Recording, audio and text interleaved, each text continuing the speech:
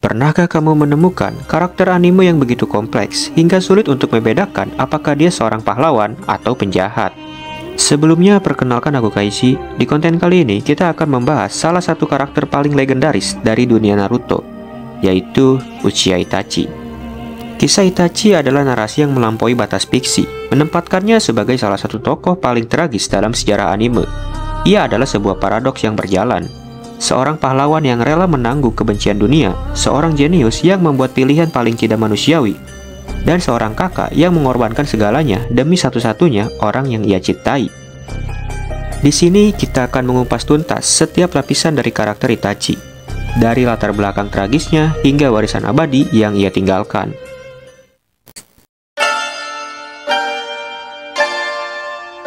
Uchiha Itachi tidak lahir sebagai pahlawan. Ia lahir sebagai seorang anak ajaib yang sejak kecil sudah terbebani oleh takdirnya.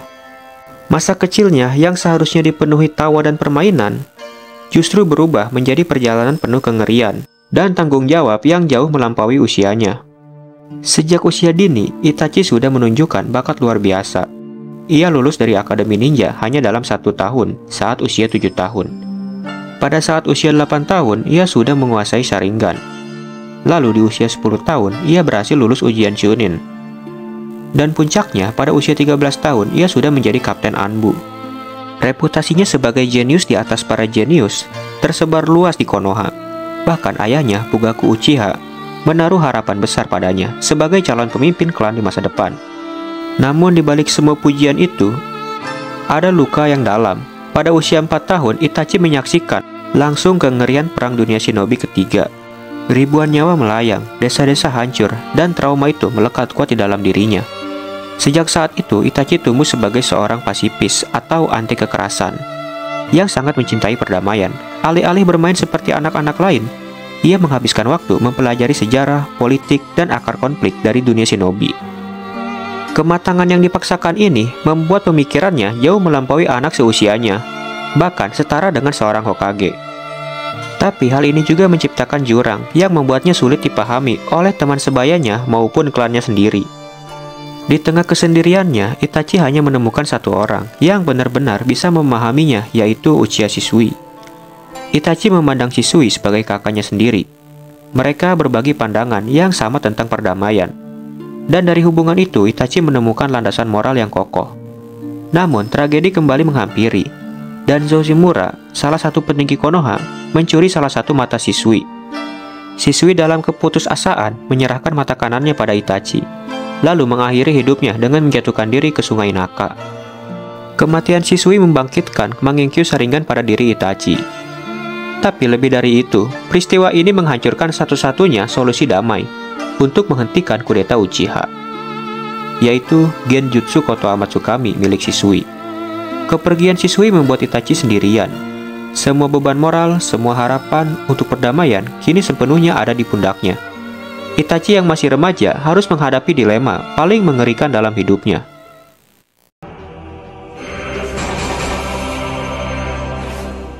Keputusan Itachi untuk membantai klannya sendiri adalah inti dari tragedinya. Untuk memahami tindakan yang tampak kejam ini, kita harus melihat konteks dan tekanan besar yang ia hadapi. Ini bukan sekedar pengkhianatan, melainkan dilema yang jauh lebih kompleks. Konflik antara klan Uchiha dan Konoha berakar pada ketidakpercayaan yang sudah berlangsung lama. Setelah serangan rubah ekor 9, Konoha menaruh curiga pada klan Uchiha dan mengisolasi mereka di pinggir desa. Petinggi desa percaya bahwa Uchiha dengan mata Sharingan dan sejarah rivalitas melawan Senju tidak bisa sepenuhnya dipercaya. Lalu klan Uchiha yang dipimpin Uchiha Fugaku merasa didiskriminasi dan merencanakan kudeta untuk merebut kendali Konoha.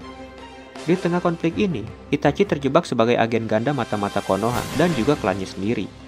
Ia tahu jika kudeta terjadi, itu akan memicu perang dunia shinobi keempat dan menghancurkan desa yang sangat ia cintai. Konflik ini bukan hanya perebutan kekuasaan, ini adalah hasil dari kegagalan komunikasi mendalam, baik klan Uchiha maupun petinggi Konoha, yang hidup dalam realitas mereka sendiri dan tidak mau mengakui kebenaran dari pihak lain. Dan di saat yang genting, dan Zoshimura memperkeruh keadaan. Ia menggagalkan upaya Hokage ketiga untuk bernegosiasi damai, memaksa Itachi semakin terjepit. Itachi pada akhirnya adalah korban dari kebencian historis dan kegagalan para pemimpin ini. Ia dipaksa membuat pilihan yang tidak manusiawi. Danzo memberi perintah, bunuh seluruh klan Uchiha demi mencegah perang saudara, dan demi menyelamatkan desa Konoha. Jika Itachi menolak, Konoha sendiri akan menyerang Uchiha, dan dalam kekacauan itu, Itachi berpikir, Sasuke kemungkinan besar akan terbunuh. Dan ini adalah manipulasi psikologis tingkat tinggi, yang menekan cinta Itachi pada adiknya. Itachi pun mau tak mau menyetujuinya, tapi dengan syarat agar Sasuke tetap dibiarkan hidup. Tugasnya tidak hanya membunuh para pemimpin, tapi seluruh klan. Ini adalah langkah yang kejam namun strategis.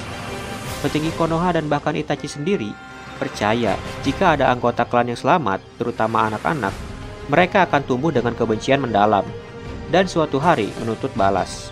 Dengan demikian, genosida ini dianggap sebagai cara untuk menutup lingkaran kebencian Uchiha selamanya. Tapi Itachi membuat satu pengecualian. Ia memaksa agar Sasuke selamat. Meski ia tahu keputusan itu justru akan menempatkan Sasuke di jalur kebencian yang sama. Keputusan ini membuktikan satu hal, Itachi tidak sepenuhnya digerakkan oleh logika. Ia adalah kakak yang bertindak demi cinta pada satu-satunya keluarga yang tersisa.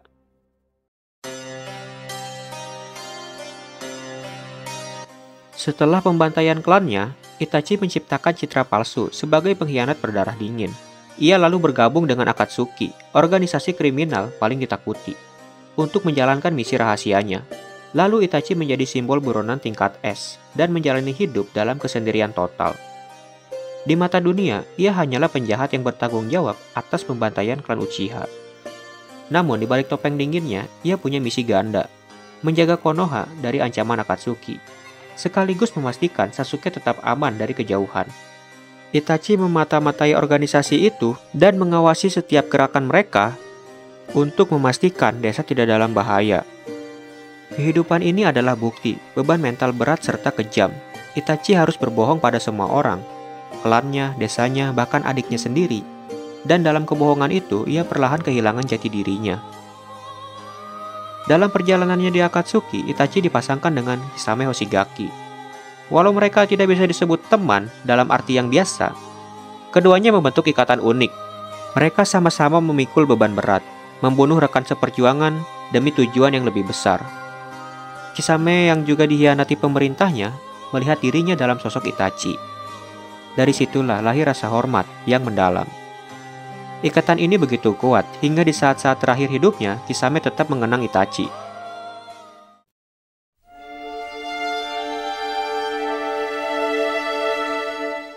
Selama bertahun-tahun, Itachi membiarkan Sasuke hidup dalam kebencian. Ia sengaja mendorong adiknya untuk menjadi lebih kuat, agar suatu hari bisa melawannya. Namun, pertarungan terakhir mereka bukanlah sekedar perkelahian balas dendam, melainkan upaya yang telah direncanakan dengan cermat oleh Itachi. Pertarungan antara Itachi dan Sasuke bukan hanya kisah kakak melawan adik. Ini adalah bagian terakhir dari rencana Itachi untuk membersihkan Sasuke dari pengaruh Orochimaru. Itachi tahu bahwa Orochimaru bersembunyi di dalam tubuh Sasuke. Karena itu, ia menekan Sasuke sampai ke batasnya, memakaikannya sebagai umpan agar Orochimaru keluar. Begitu Orochimaru muncul, Itachi langsung menyegelnya menggunakan pedang Totsuka, senjata legendaris yang tak terkalahkan dalam hal penyegelan. Kematian Itachi bukanlah kekalahan, melainkan langkah terakhir yang sudah ia persiapkan demi memastikan Sasuke benar-benar bebas. Di detik-detik terakhirnya, Itachi mendekati Sasuke. Sasuke yang kelelahan dan putus asa mengira Itachi akan mengambil matanya. Namun yang terjadi justru sebaliknya, Itachi hanya menyentuh dahi adiknya. Kebiasaan kecil sejak mereka masih anak-anak. Sentuhan itu adalah simbol yang penuh makna. Awalnya tanda kasih sayang, kemudian alat untuk menjebak Sasuke ke dalam genjutsu menyakitkan. Dan di akhir hidupnya, ia kembalikan makna sentuhan itu ke asalnya, cinta yang tulus dan tanpa syarat. Tanpa sepatah kata, gestur sederhana itu menjadi bahasa cinta terakhirnya, sebelum tubuhnya ambruk dan jiwanya tenang pergi. Dengan sisa cakranya, Itachi menanamkan Amaterasu ke mata Sasuke, sebagai perlindungan dari Obito. Kematian Itachi seharusnya mengakhiri segalanya, namun Obito justru membuka kebenaran, yang mengubah kebencian Sasuke dari ke Itachi menjadi ke desa Konoha. Rencana manipulasi Itachi pun gagal. Tapi saat ia dihidupkan kembali dengan Edo Tensei di Perang Dunia Shinobi keempat, Itachi memilih jalan berbeda. Ia jujur serta terbuka, dan akhirnya menjelaskan seluruh kisahnya kepada Sasuke. Dari sanalah ia benar-benar berhasil mengubah takdir adiknya, dan tetap mendukung adiknya apapun yang terjadi.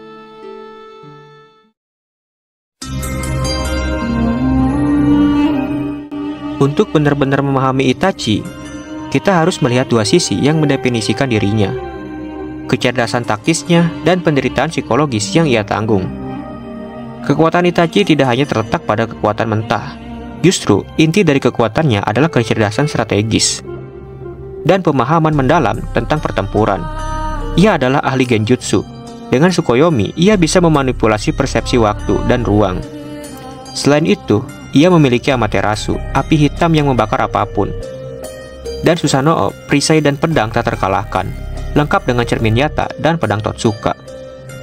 Namun, meski memiliki semua kekuatan itu, Itachi lebih memilih melumpuhkan lawan daripada membunuhnya. Penyakit misterius yang melemahkan tubuhnya memaksa Itachi bertarung seefisien mungkin. Setiap gerakan, setiap jutsu yang ia gunakan adalah hasil perhitungan cermat untuk mengakhiri pertarungan secepatnya. Kepemilikan atas cermin Yata, simbol pertahanan, dan pedang Totsuka, simbol penyegelan, menjadi gambaran visual dari filosofi hidupnya. Mengendalikan konflik, bukan menghancurkannya.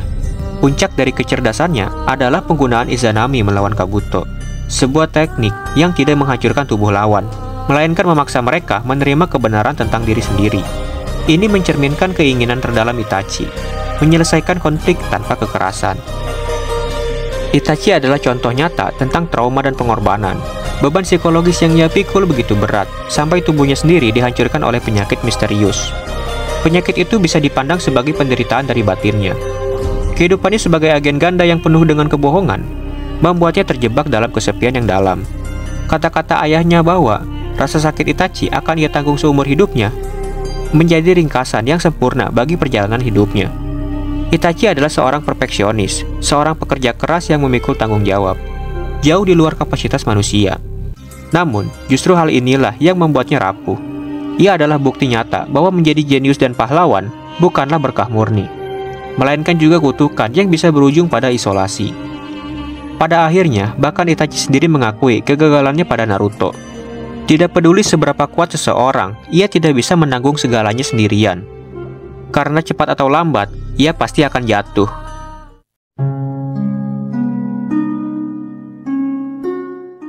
Kisah tragis Itachi meninggalkan warisan abadi yang penuh dengan pelajaran hidup berharga. Saat Itachi berkorban untuk mencegah perang saudara, mengajarkan bahwa pahlawan sejati tidak selalu mendapat pujian atau pengakuan. Ia memilih untuk berkorban dalam diam, menerima kebencian dan penghinaan, demi melindungi orang lain. Ini adalah bentuk cinta paling murni, di mana ia memberikan segalanya tanpa mengharapkan balasan apapun. Lalu, meskipun Itachi memiliki kekuatan besar, Itachi tetap seorang yang rendah hati. Sejak kecil, ia haus pengetahuan dan membaca sejarah dunia shinobi tanpa henti. Wawasan inilah yang memberikan pandangan luas yang tidak dimiliki oleh banyak anggota klannya. Ia seringkali terjebak dalam prasangka dan kebencian. Kerendahan diri Itachi mencegahnya jatuh pada kesombongan, membuktikan bahwa kebijaksanaan sejati datang dari pengalaman dan pengetahuan, bukan hanya dari bakat atau kekuatan semata. Rencana Itachi untuk menanamkan kebencian pada Sasuke adalah kegagalan besar. Kebencian itu justru menyeret Sasuke ke jalan kriminal. Kisah ini adalah bukti nyata bahwa kebencian hanya melahirkan kebencian baru dan penderitaan tanpa akhir. Namun, ketika Itachi akhirnya jujur dan mengungkapkan cintanya yang tulus dan tanpa syarat, barulah ia berhasil mengubah takdir adiknya. Pesan dari kisah ini jelas, pengampunan dari cinta sejati jauh lebih kuat daripada kebencian dan manipulasi. Dan ingat, setiap kisah punya pelajaran berharga, tinggal bagaimana kita memaknainya. Terima kasih sudah menonton sampai akhir. Kalau kamu punya pandangan sendiri tentang kisah Itachi, tuliskan di kolom komentar. Karena pendapat dari kalian selalu menarik untuk dibaca. Jangan lupa like dan subscribe, supaya tidak ketinggalan pembahasan anime lainnya. Aku Kaiji pamit undur diri, sampai jumpa di konten selanjutnya. Bye-bye.